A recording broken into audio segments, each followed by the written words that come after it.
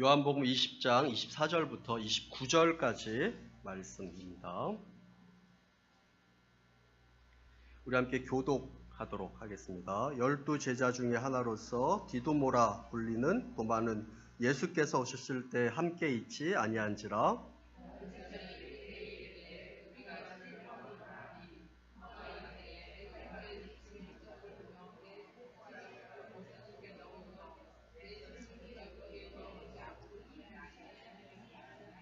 여대를 지나서 제자들이 다시 집 안에 있을 때 도마도 함께 있고 문들이 닫혀 있는데 예수께서 오사 가운데 서서 이르시되 너에게 평강이 있을지어다 하시고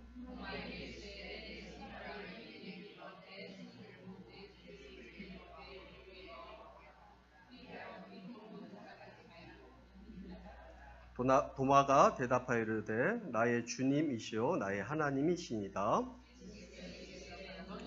본고로 믿느냐 보지 못하고 믿는 자는 복되도다 하신가.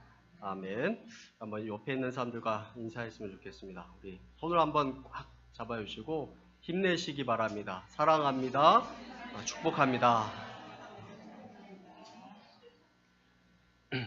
자, 우리가 예수님의 제자에 대해서 한번 나눠보고 있는데요. 지난주에 누구에 대해서 나눴는지 기억나시나요?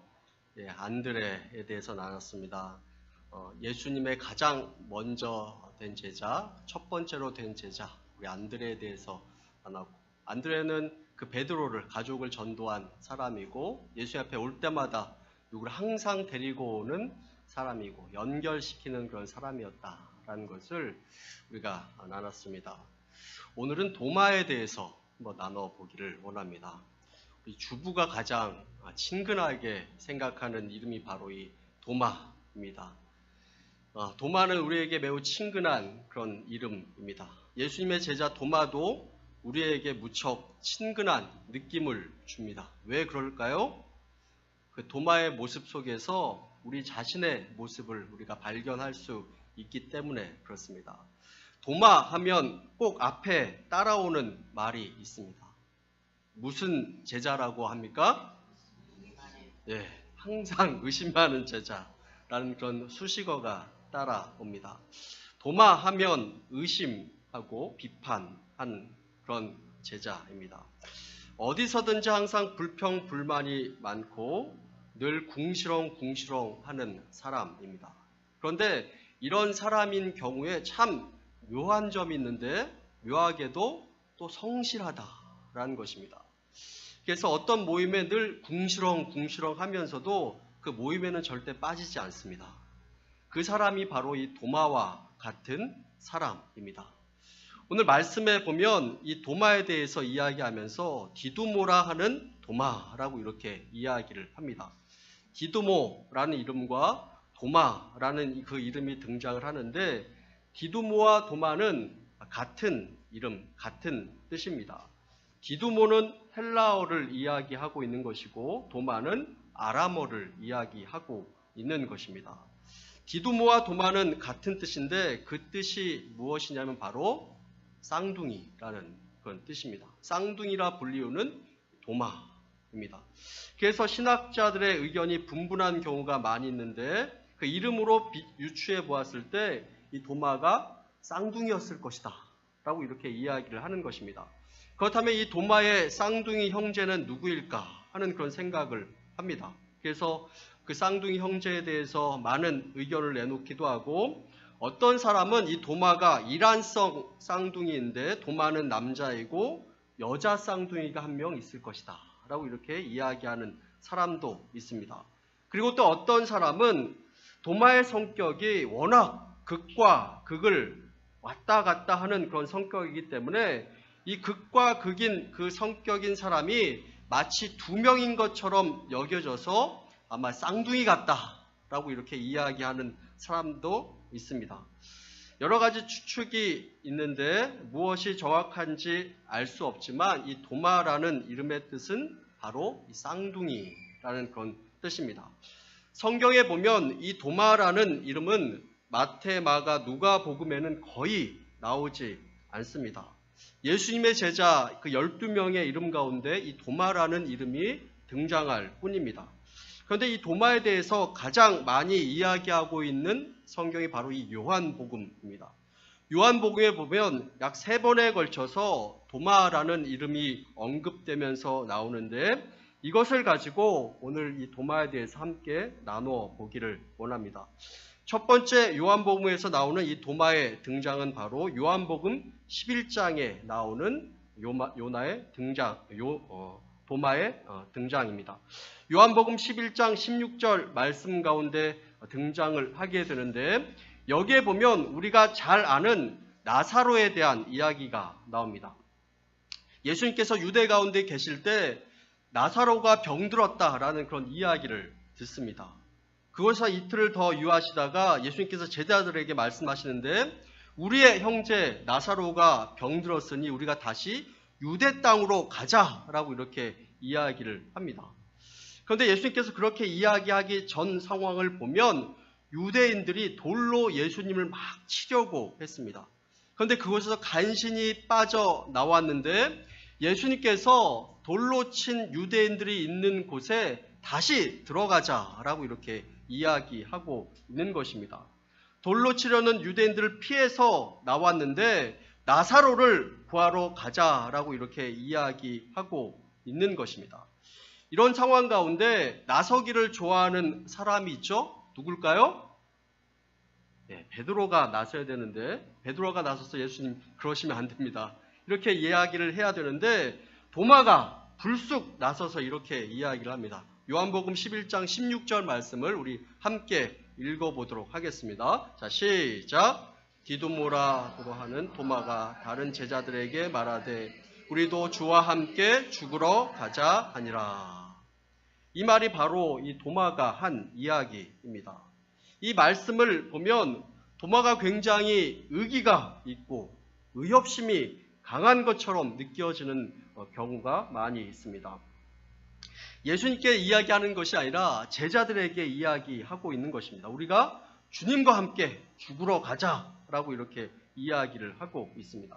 이 말씀을 보면 이 도마가 굉장히 용감한 사람처럼 보입니다. 그런데 원어의 의미를 보면 조금 다릅니다. 그 뜻이 무엇이냐면 빈정대는 투로 이야기하고 있는 것입니다.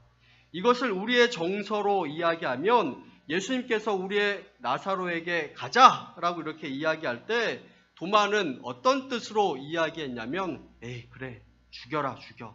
사람이 한 번 죽지 2번 죽냐? 우리가 무슨 힘이 있어. 스승이 가자 하면 가야지. 에이 우리 그냥 다 죽으러 가자.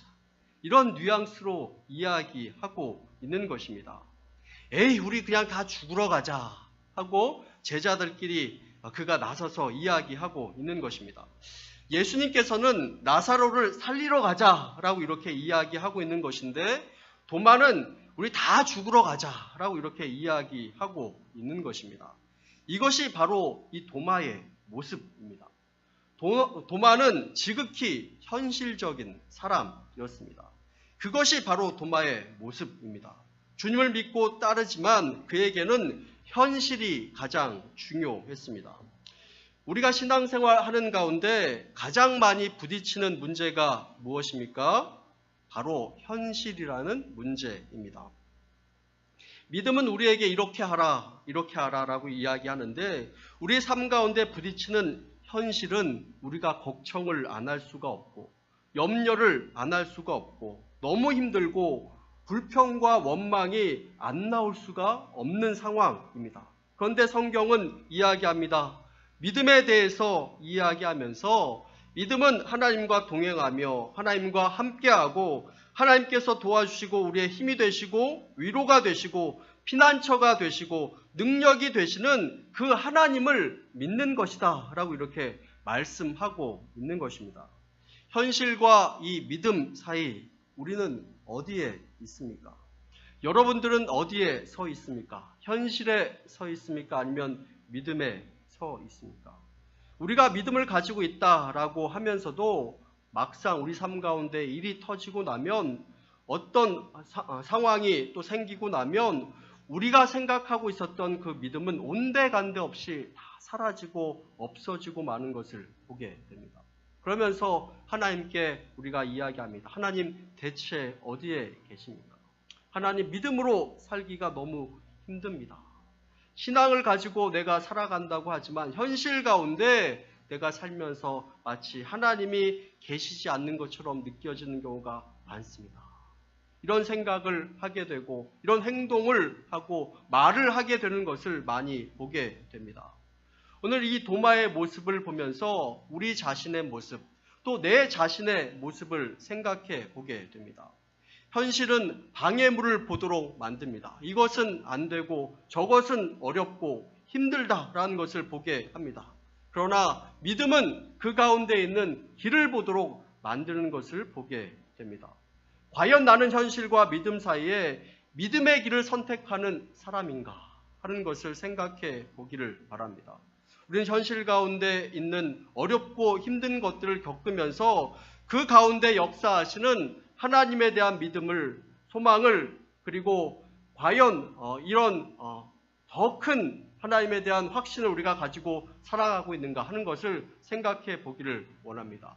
자녀들의 문제, 또 경제적인 어려움, 또 인간관계에서 오는 어려움들이 있을 때 우리는 세상에 있는 사람들과 똑같이 생각하면서 살아가고 있지는 않습니까? 하나님께서 나의 목자가 되신다, 또 나의 위로자가 되신다, 또 나의 주관자가 되시고 나를 다스리신다라고 이렇게 말씀하셨는데 그것에 대한 믿음을 가지고 살아가고 있는가? 과연 나는 믿음의 눈으로 현실을 바라보고 있는가? 하는 것들을 우리가 말씀을 통해서 한번 생각해 보기를 원합니다. 도마가 두 번째로 등장하고 있는 장면은 바로 요한복음 14장에 등장하는 그 내용입니다. 요한복음 14장 1절부터 4절까지의 말씀을 보며 우리 함께 한번 읽어보도록 하겠습니다. 자, 시작.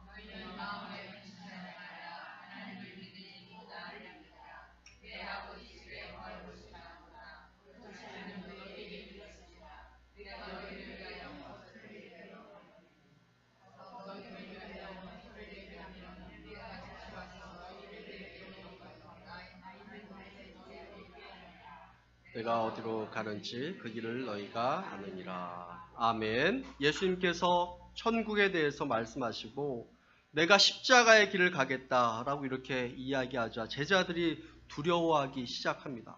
그런데 너희는 두려워하지 말라라고 이렇게 말씀을 합니다. 그리고 그 길을 너희가 알리라라고 이렇게 말씀을 합니다. 예수님께서 영적인 비밀에 대해서 말씀하고 계실 때 도마가 어떤 말을 하는지 우리가 함께 보도록 하겠습니다. 우리 5절 말씀을 함께 읽어보도록 하겠습니다. 시작. 도마가 이르되 주여 주께서 어디로 가시는지 우리가 알지 못하거늘 그 길을 어찌 알겠사옵나이까. 아멘. 베드로는 궁금하면 못 참는 그런 성격, 그런 스타일입니다. 그런데 도마는 아주 정확한 것을 좋아하는 스타일입니다. 주님께서 내가 천국을 예비하러 가노라. 그 길을 너희가 알 것이다. 라고 이렇게 말했더니 도마가 이야기합니다. 주님, 그렇게 이야기하시면 어떻게 합니까? 어디로 가는지 확실하게, 정확하게 알려주셔야지. 어디로 가는지 그 주소라도 정확하게 알려줘야지. 그 주소라도 알려주지 않으면 우리가 어떻게 따라갑니까? 그 길이 어떤 길인지 우리가 어떻게 합니까? 그 길을 알려주셔야죠. 그냥 그 길이라고 말씀하시면 도대체 우리가 어떻게 합니까? 라고 이렇게 묻고 있는 것입니다. 주님께서 가시는 그 길을 우리가 알지 못하는데 우리가 어찌 그 길을 가겠습니까? 하면서 묻습니다. 그 물음에 대한 대답으로 주님께서 아주 유명한 말씀을 하십니다. 사실 우리는 도마에게 감사할 필요가 있습니다. 도마가 있었기에 예수님께서 이렇게 은혜로운 말씀을 남겨주실 수 있었던 것입니다. 우리 6절 말씀을 함께 읽어보도록 하겠습니다. 시작. 께서 이르시되 내가 곧 진리요 생명이 나로 말미암지 않고는 아버지께로 올 자가 없느니라. 아멘. 도마야, 그 길을 너가 나한테 물었는데 내가 곧 길이다. 나를 알면 곧 그 길을 아는 것이다. 라고 이렇게 말씀을 합니다. 도마는 정확한 길을 좀 알려주십시오. 라고 이렇게 묻는데 주님께서 다시 그에게 영적인 답변을 하고 있는 것을 보게 됩니다. 도마는 정확한 자기 계산을 좋아하는 사람입니다. 여기서 우리는 도마를 바라보면서 우리는 계산하는 것과 믿음을 한번 생각해 보기를 원합니다. 우리는 계산을 잘해야 한다라고 이렇게 생각을 합니다. 계산을 잘 못하면 이 세상을 어떻게 살아갈까 하는 그런 생각을 하게 됩니다. 이 험난한 세상을 우리가 살아갈 때 계산을 안 하면서 살 수 있을까 하는 그런 생각도 합니다. 계산이 빠르면 생활력이 좋다고 이야기하고 또 융통성도 좋다고 이야기하고 상황 판단이 빠르다라고 이렇게 이야기도 합니다. 도마를 보면 마치 그런 사람처럼 보입니다. 정확한 것을 좋아하고 정확한 주소를 예수님께 물어봅니다. 대체 주님께서 가시는 그 길이 어디입니까? 그곳 주소를 좀 알려주십시오 라고 이렇게 물어보고 있는 것입니다. 도마는 예수님과 이야기할 때도 항상 머릿속으로 계산하는 그런 사람이었습니다. 우리 자신도 한번 생각해 보기를 원합니다. 우리들도 다 자기 계산이 다 있습니다. 우리들 나름대로의 삶의 공식들이 다 있습니다. 에이구 목사님, 믿음만 가지고 어떻게 살아갑니까? 머리를 잘 굴려야지 살아가지. 사람이 믿음밖에 볼 것이 없으면 에이구 너 그거 갖고 도대체 어떻게 사니? 그 믿음 가지고 어떻게 사니? 세상을 살려면 계산을 잘해야지. 라는 그런 이야기도 하고 있는 것을 보게 됩니다. 나의 사위가 될 사람, 또 며느리가 될 사람이 믿음만 좋다라고 이야기하면 에이구 그 믿음 가지고 어떻게 살아? 하면서 걱정하고 있는 것을 우리는 보게 됩니다. 우리는 믿음에 대해서 이야기할 때 믿음이 제일 중요하다라는 그 사실을 애써 부인하지는 않습니다. 그런데 우리는 세상의 공식을 더 중요하게 생각하고 세상의 계산과 공식을 더 신뢰하면서 살아갈 때가 얼마나 많이 있습니까? 이렇게 계산을 하다 보니 우리 삶에는 근심과 걱정이 끊이지 않는 것입니다. 왜 그렇습니까? 계산을 해보면 답이 나오지 않기 때문에 그렇습니다. 계산해보면 답이 나옵니까? 대부분의 경우는 답이 나오지 않는 것을 보게 됩니다. 그러니 삶에 근심이 있고 염려가 있고 걱정이 끊이지 않을 수밖에 없는 것입니다. 계산해보면 인생에 답이 나와야 되는데 답이 나오지 않는 것이 인생입니다. 그렇게 물어본 도마에게 예수님께서 말씀하십니다. 내가 곧 길이요 진리요 생명이다 라고 이렇게 이야기를 하고 있습니다. 정말 여러분, 예수님이 여러분들에게 길이 되십니까? 정말 예수님이 여러분 삶의 진리가 되십니까? 예수님의 그 말씀이 정말 여러분들 삶 가운데 생명이 되고 있습니까? 예수님께서 현실과 계산적인 삶에서 도마에게 믿음의 길을 선택할 것을 말씀하고 있고 너의 삶의 초점을 그 믿음 가운데 맞추어라 라고 이렇게 말씀하고 있습니다. 참으로 우리 주님께서 우리의 삶 가운데 길이 되시고 진리가 되시고 생명이 되심을 믿는 저와 여러분들이 다 될 수 있게 되기를 간절히 축원합니다. 세 번째로 도마에 대한 등장은 바로 예수님께서 이미 부활하시고 난 이후에 등장하는 말씀입니다. 오늘 읽었던 요한복음 20장 24절부터 29절까지의 말씀입니다. 우리 24절 말씀을 다시 한번 읽어보도록 하겠습니다. 자, 시작. 12 제자 중에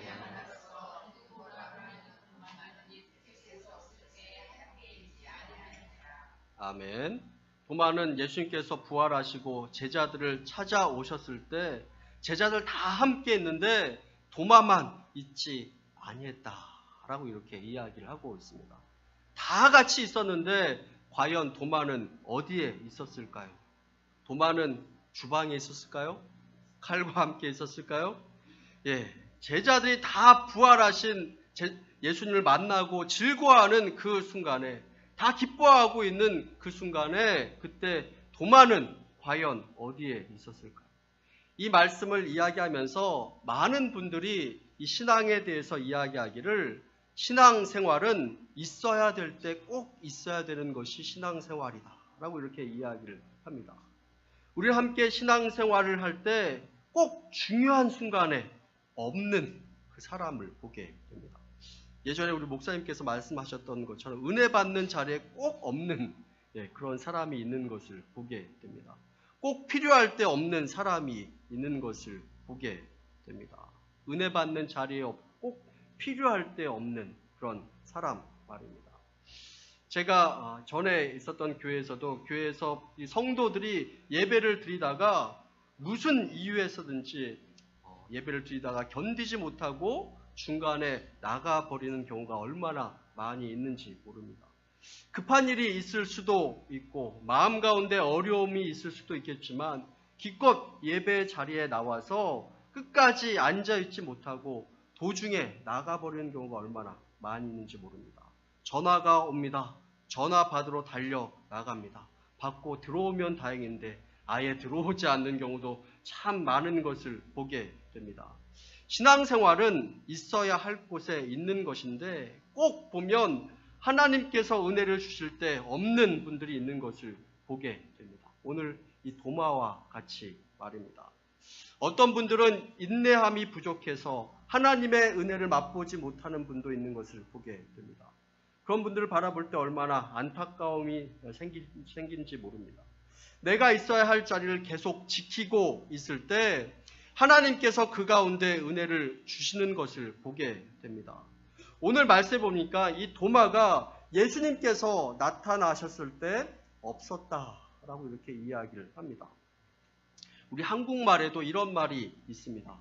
눈도장 잘 찍어야 된다라는 그런 말이 있는 것을 보게 됩니다. 예수님께 눈도장을 찍어야 할 때 다른 제자들은 다 있어야 될 때 있었는데 이 도마만 없었습니다. 바라기는 여러분들은 사람에게 눈도장 찍으려고 신앙생활 하는 것이 아니라 하나님의 눈도장을 잘 찍으시는 여러분들이 되기를 간절히 소원합니다.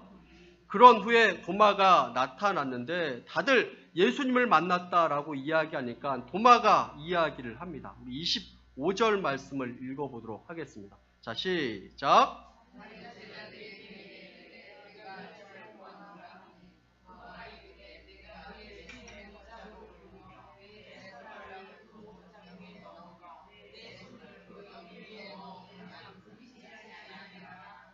아멘. 내가 손에 못자국을 보고 내 손가락을 그 못자국에 넣으며 내 손을 그 옆구리에 넣어 보지 않고는 믿지 아니하겠다 라고 이렇게 이야기를 합니다. 이 이야기를 한 며칠 후에 예수님께서 나타나셨습니다.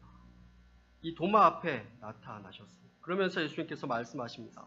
내 손가락을 이미 내밀어서 내 손을 보고 내 손을 내밀어 내 옆구리에 넣어보라 라고 이렇게 말씀하고 있는 것을 보게 됩니다. 어떤 CCTV가 있었던 것도 아니고 어떤 도청장치가 있었던 것도 아닌데 예수님께서는 도마가 그런 이야기를 다 한 것을 아시고 예수님께서 도마 앞에 나타나서 말씀하고 있는 것을 보게 됩니다. 너 손가락을 이리 내밀어 보고 내 손을 바라보고 너 손가락을 내밀어서 내 옆구리에 넣어보라 라고 이렇게 말씀하고 있습니다. 그랬더니 도마가 바로 우리 주님 앞에 엎드려서 고백하고 있는 것을 보게 됩니다. 나의 주님이시오 나의 하나님이십니다 라고 28절 말씀에 그가 고백하고 있는 것을 보게 됩니다. 그래서 도마가 이렇게 이야기했기 때문에 후에 사람들이 이 도마에 대한 그림을 그릴 때마다 도마에 대한 그림을 어떻게 그렸냐면 한결같이 거의 비슷한 분위기로 그리고 있는 것을 보게 됩니다. 우리 성화를 한번 보여주시기를 바랍니다. 자, 도마에 대한 그림을 그렸을 때 항상 옆구리를 찔러보는 그 그림을 그립니다. 다른 그림도 한번 보여주시기 바랍니다. 옆구리 이렇게 찔러보는 항상 일관되게 이 도마의 모습을 보면 이런 모습입니다. 또 보여주시기 바랍니다. 또 이렇게 찔러보면 항상 이 도마는 예수님의 옆구리를 찔러보고 확인하는 자로 이렇게 그려지고 있습니다. 심지어 동상에서도 찔러보려고 이렇게 하는 그 모습으로 이 도마는 그려지고 있습니다. 거의 모든 그림이 그렇습니다. 이렇게 그려진 그림이 바로 이 도마의 모습입니다. 도마의 마음은 과연 어떠한 마음이었겠습니까? 나는 경험해보지 않으면 믿을 수 없다 하는 것이 바로 이 도마의 마음이었습니다. 내가 이해가 되지 않으면 나는 믿을 수 없다 하는 것이 바로 이 도마의 마음이었습니다. 그런데 성경에서 우리에게 말씀하십니다. 우리 이사야서 55장 8절 말씀을 읽어보도록 하겠습니다. 자, 시작. 이는 내 생각이 너희 생각과 다르며 내 길은 너희의 길과 다름이라. 여호와의 말씀이니라. 아멘. 우리는 경험해 보지 않으면, 이해가 되지 않으면 믿을 수 없다라고 이렇게 이야기를 하지만 우리 주님께서 우리에게 말씀하시기를 내 생각은 너희 생각과 다르고 내 길은 너희의 길과 다르다라고 이렇게 이야기하고 있는 것을 보게 됩니다. 고린도전서 1장 25절 말씀 가운데도 보면 우리 함께 읽어보도록 하겠습니다. 시작. 사람의 어리석음이 사람보다 지혜롭고 하나님의 약하심이 사람보다 강하니라. 인간의 가장 지혜로운 것이 하나님의 가장 어리석은 것보다 못하다라고 이렇게 이야기를 하고, 하나님의 가장 약하심도 사람의 가장 강하심보다 강하다라고 이렇게 말씀하고 있는 것을 보게 됩니다. 그런데 우리는 어떻습니까? 우리의 경험과 우리의 상식과 우리의 이해와 우리의 체험 안에 하나님을 가둬버리는 경우가 얼마나 많이 있는지 모릅니다. 도마는 내가 경험해 보지 않으면, 내가 체험해 보지 않으면 도저히 믿을 수 없다라고 이렇게 이야기를 합니다. 그런데 주님께서 말씀하십니다. 넣어보고 만져보라 라고 이렇게 이야기하고 있는 것을 보게 됩니다. 여러분, 과연 도마가 진짜 자신의 손가락을 예수님의 그 옆구리의 상처 가운데 넣어 보았을까요? 한번 생각해 보시기를 바랍니다. 저는 도마가 감히 예수님의 옆구리에 손을 집어넣었을까 하는 그런 생각을 해보게 됩니다. 예수님께서 그런 도마에게 말씀하십니다. 우리 29절 말씀을 읽어보도록 하겠습니다. 시작. 예수께서 이르시되 너는 나를 본고로 믿느냐? 보지 못하고 믿는 자들은 복되도다 하시니라. 너는 나를 본고로 믿느냐? 보지 못하고 믿는 자들은 복되도다 라고 이렇게 말씀하고 있는 것을 보게 됩니다. 너는 나를 체험해서 믿느냐? 너는 나를 경험해서 믿느냐? 라고 이렇게 물어보고 있는 것을 보게 됩니다. 우리는 경험과 이 체험과 또 그 사이에서 또 내가 갖고 있는 그 믿음 사이에 얼마나 많은 갈등을 하고 살아갑니까? 우리는 내가 체험한 것이, 내가 경험한 것이 곧 나의 믿음이다 라고 생각하는 경우가 많이 있습니다. 그러나 성경에서는 체험보다 더 중요한 것이 있는데 그것이 바로 믿음이고 이 믿음이 먼저다라고 이렇게 말씀하고 있는 것을 보게 됩니다. 우리는 내가 체험해 보지 않은 것은, 내가 경험해 보지 않은 것은 안 된다, 못한다, 불가능하다라고 이렇게 이야기하지만 성경에서는 그렇지 않다라고 이렇게 말씀하고 있는 것을 보게 됩니다. 우리는 살아가다 보면 남들도 내 생각 같지 않고 내가 잘 아는 사람도 내 생각과 같지 않은 경우를 많이 경험하게 됩니다. 그런데 어떻게 하나님을 내 생각 안에 집어넣을 수 있는가? 내 경험 안에, 내 체험 안에 집어넣을 수 있는가 하는 것을 말씀하고 있는 것입니다. 하나님을 나의 생각 안에, 나의 한계 안에 넣지 말고 오늘 도마의 고백처럼 하나님은 나의 주님이시고 나의 하나님이십니다 하는 그런 고백이 저와 여러분들 가운데 있게 되기를 간절히 소원합니다. 그 이후에 도마가 모임 때마다 빠졌을까요? 안 빠졌을까요? 예, 그 후로 도마는 절대 제자들이 다 같이 있는 곳에 절대 빠지지 않았을 것이다 라는 그런 생각을 해봅니다. 사도행전 1장에서 나오는 이 120문도가 기도하는 그 모습 가운데도 이 도마의 이름이 올라와 있는 것을 보게 됩니다. 여러분들도 은혜 받는 그 자리에 절대 빠지지 마시기를 바랍니다. 전승에 의하면 이 도마는 페르시아를 거쳐서 인도까지 갔다라고 이렇게 전해집니다. 인도에서 복음을 증거하다가 순교하게 됩니다. 그래서 인도에 가면 도마 교회가 있다고 합니다. 인도에 가서 이 도마는 복음을 증거하고 전하다가 수많은 창에 찔려서 순교했다라고 이렇게 전해지고 있습니다. 마지막 창에 맞으면서 그는 이렇게 외치면서 죽었다고 합니다. 내가 주님을 예배합니다. 내가 주님을 예배합니다. 이렇게 외치면서 그는 생을 마감했다고 합니다. 오늘 이 도마의 모습 가운데서 나의 모습 한번 생각해 보시기를 바랍니다. 현실에서 뛰어넘는 믿음으로 나아갈 수 있는 여러분들이 되시기를 간절히 소원합니다. 나의 계산에서 길이요 진리요 생명 되시는 예수님을 바라볼 수 있게 되기를 간절히 소원합니다. 내 체험에서 내 체험을 초월해서 역사하시는 그 하나님을 바라볼 수 있게 되기를 간절히 소원합니다. 오늘 그러한 삶을 살아가시는 여러분들 되시기를 간절히 축원합니다. 함께 기도하겠습니다. 하나님, 우리의 입술이 원망하고 불평하는 입술이 되지 않도록 하여 주옵시고 하나님께 늘 감사하고 찬양하는 입술 되도록 인도하여 주옵소서.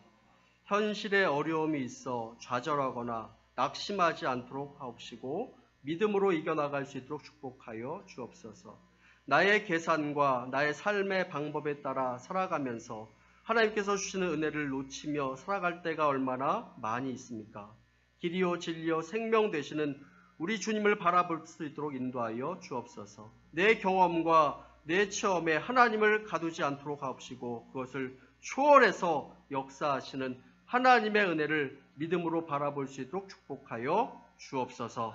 감사드리며 예수님 이름으로 기도합니다. 아멘.